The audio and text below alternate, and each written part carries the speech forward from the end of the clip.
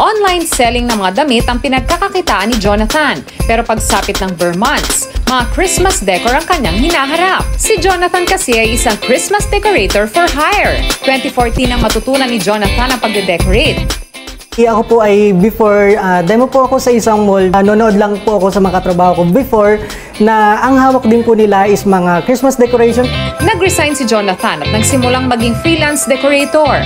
Bago raw matapos ang buwan ng Nobyembre ay nasa mahigit 100 kliyente na ang naseservisyohan niya. Majority po dyan ay mga residential. And yung iba po mga business owner din, yung mga resort. Meron din po mga resort syempre at yung iba po ay mga hotel. Si Jonathan mismo ang namimili ng mga dekorasyon base sa gustong tema o kulay ng kliyente. Ngayong araw ay aayusan niya ang receiving area ng isang travel agency. Pink, red at gold ang tema ng dekorasyon.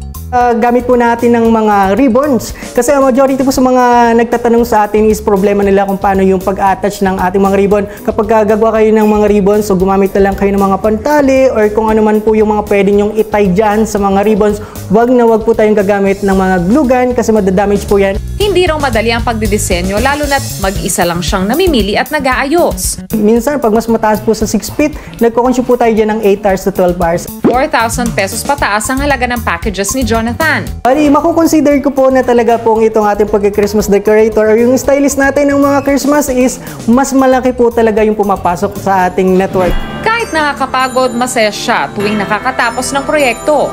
Sobrang saya po na kapag natatapos po yung ating pagde-decorate sa ating kliyente. Dahil unang-una po dyan, paglabas po lang ng kliyente, may mga times na talagang ngiting-ngiti.